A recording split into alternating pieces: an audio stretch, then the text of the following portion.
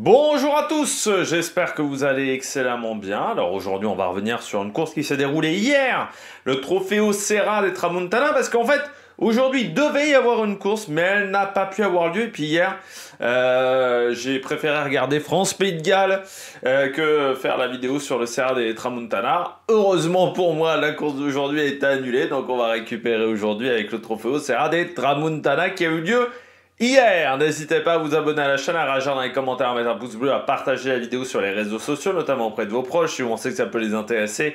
Dans les commentaires, n'hésitez pas à me dire bien qui vous a plu, qui vous a déçu. Quand vous vous abonnez à la chaîne pour ajouter la petite cloche, comme ça vous êtes au courant des dernières vidéos qui sortent.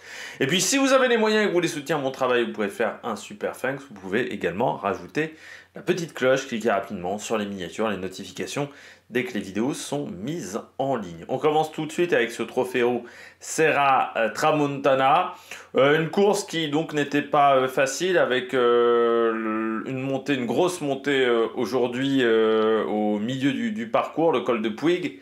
Si je ne me trompe pas, et puis ensuite de Puig Major, voilà, le col de Puig Major, et puis après il y avait le col de Soler, l'enchaînement des dômes, et qui était en fait assez loin de l'arrivée du côté de cette course, et ce qui fait que ensuite il fallait réussir à faire la différence, même si les 400 derniers mètres étaient difficiles.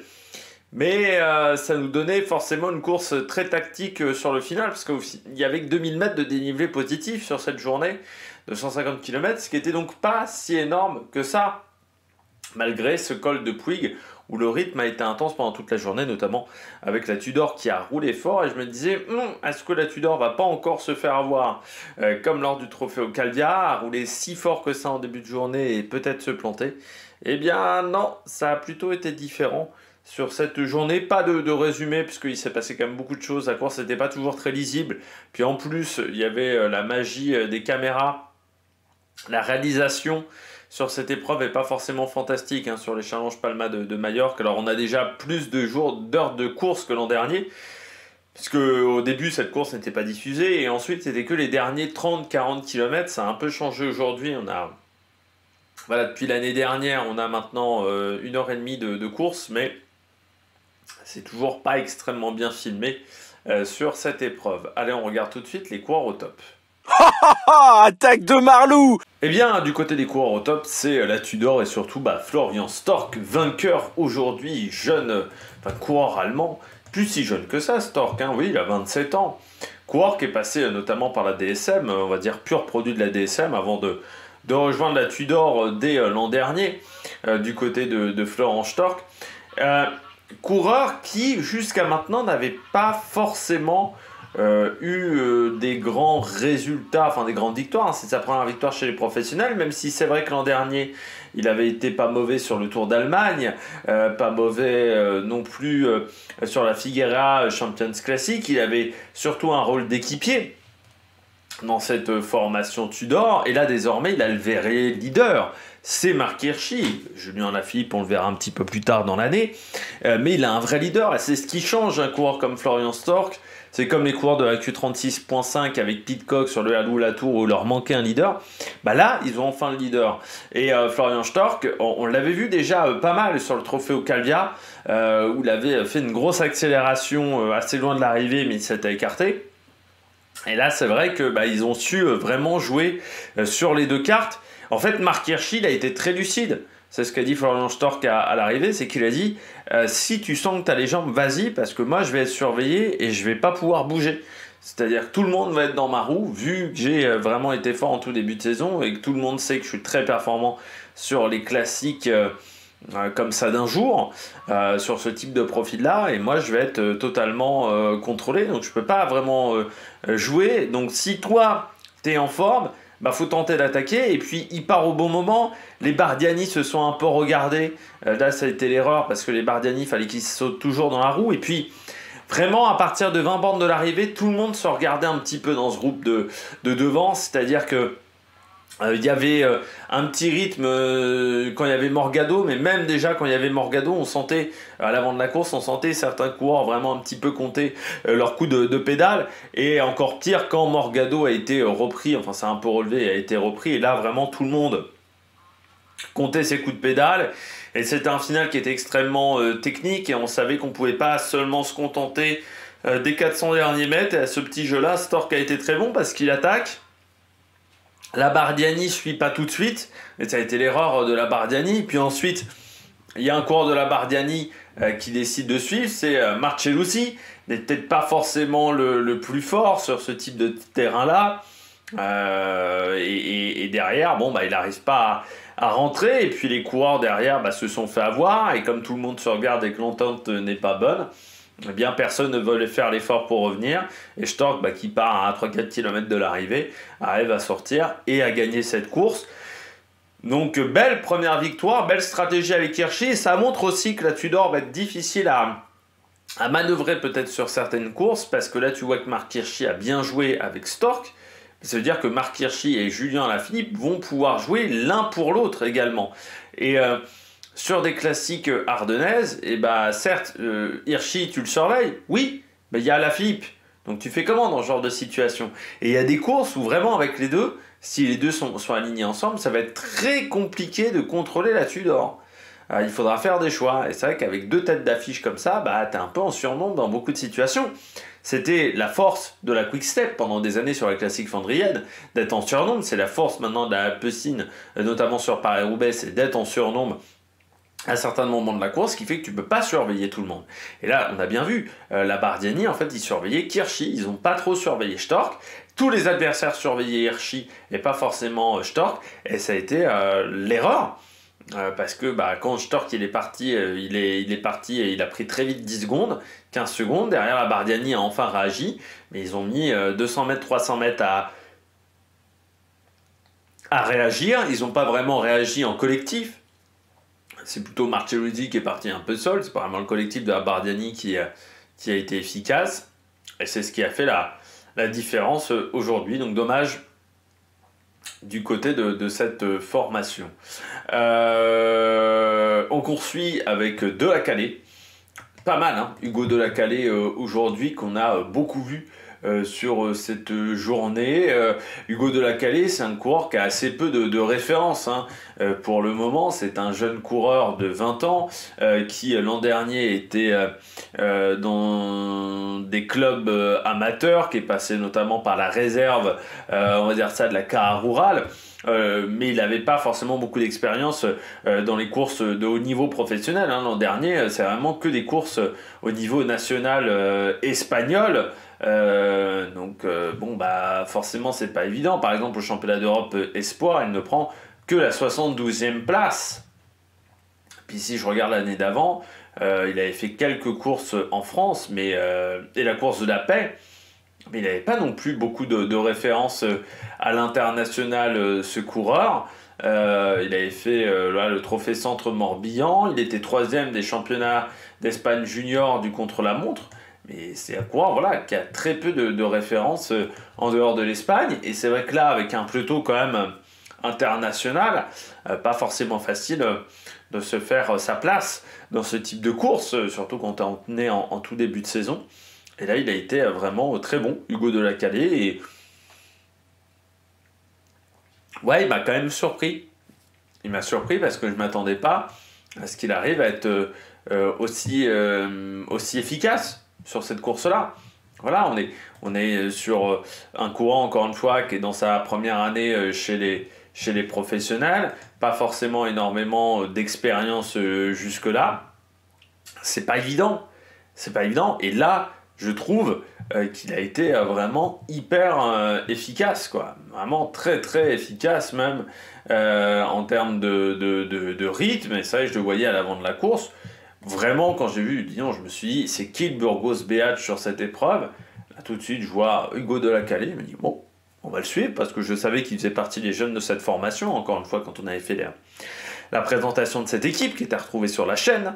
Je sais que je dois faire encore la présentation de Kern Pharma, par exemple. Puis il y a encore une quinzaine de présentations qui doivent arriver. Il y a aussi un débrief du top 15 des meilleures féminines de l'an dernier. Je ne sais pas si j'aurai le temps de le faire au final. C'était prévu.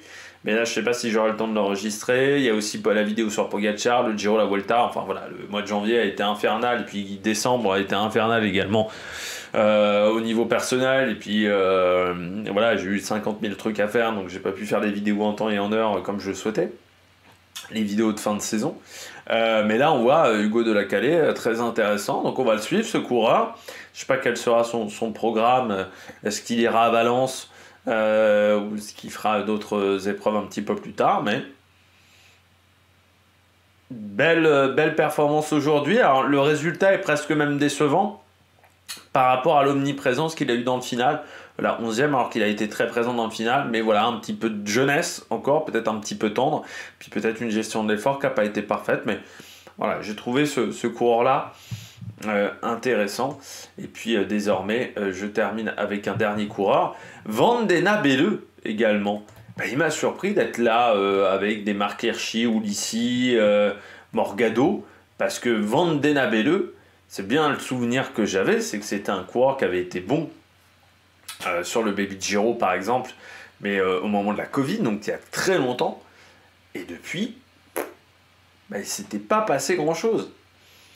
Il a été très performant dans ses jeunes années, voilà, à 20-21 ans, sauf que chez DSM, c'est pas passé grand chose. L'Auto Destiny l'an dernier, c'est un peu le néant aussi. Ça faisait depuis 2-3 ans que c'était un peu le néant en termes de résultats. Pour tout vous dire, il a pris 5 points l'an dernier au classement Pro Cycling Stats.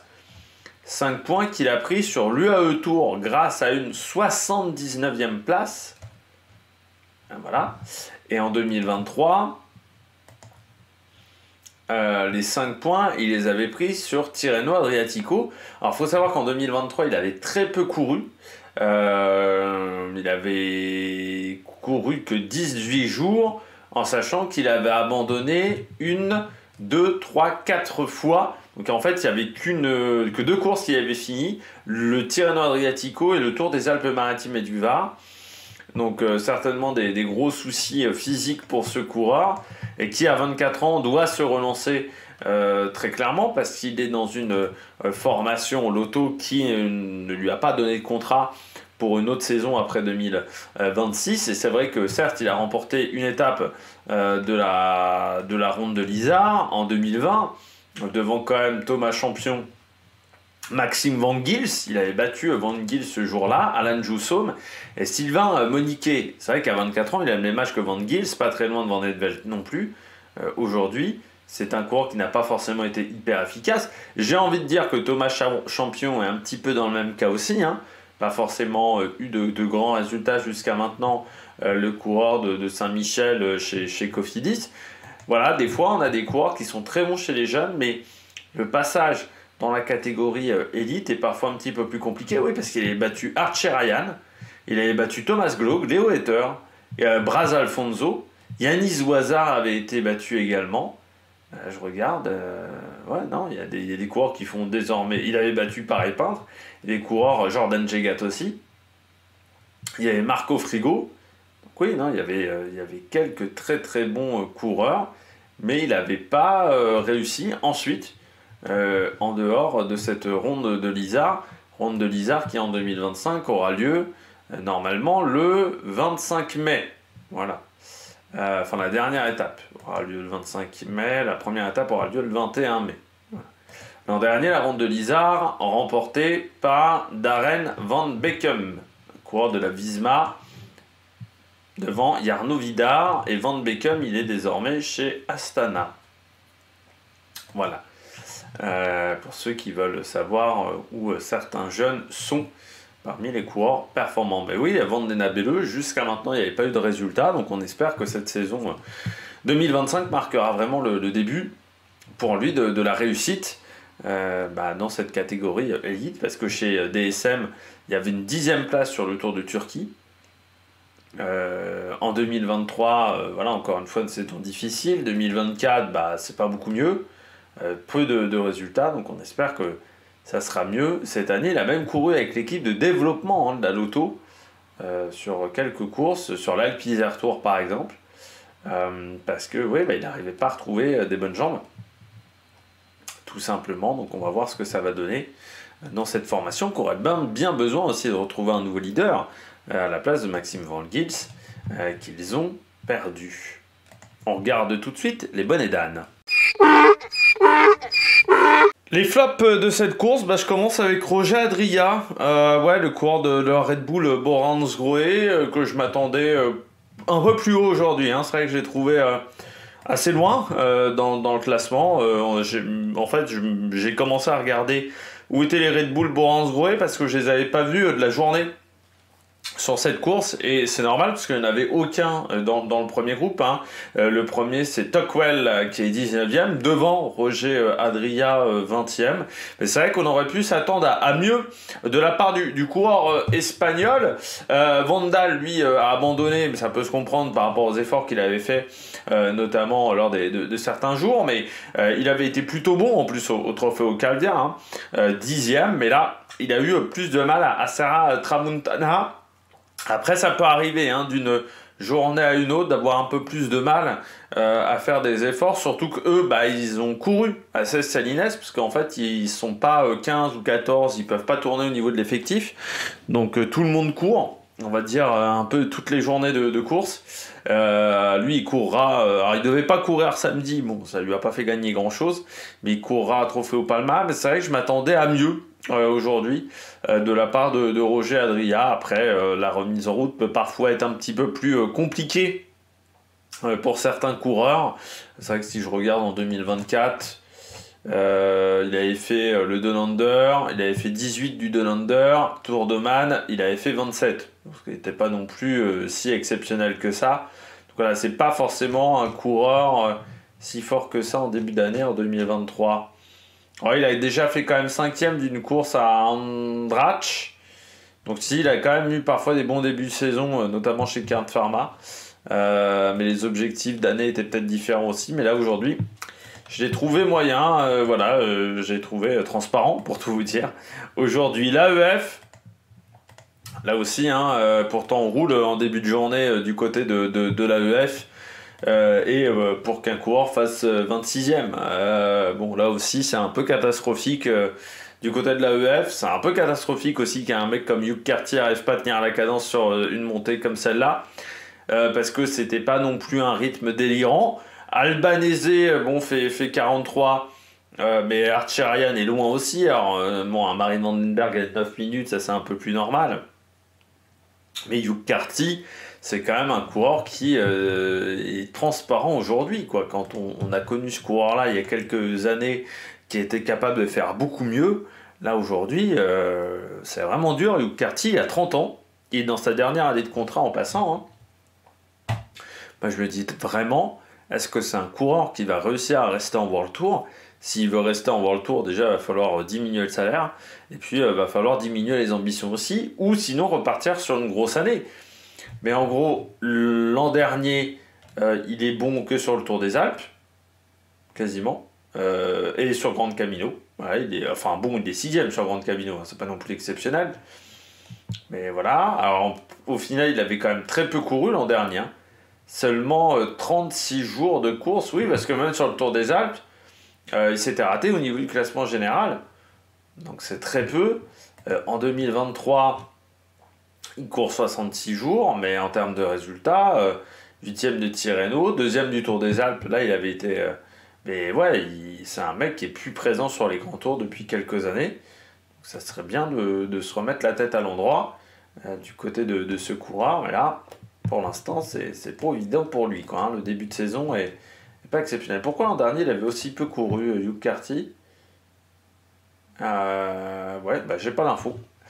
Et il avait très très peu couru, ce coureur. Et puis même Albanese, on aurait pu s'attendre à une chouille mieux du côté de ce coureur-là. C'est pareil avec Tobias Haaland Johannesson.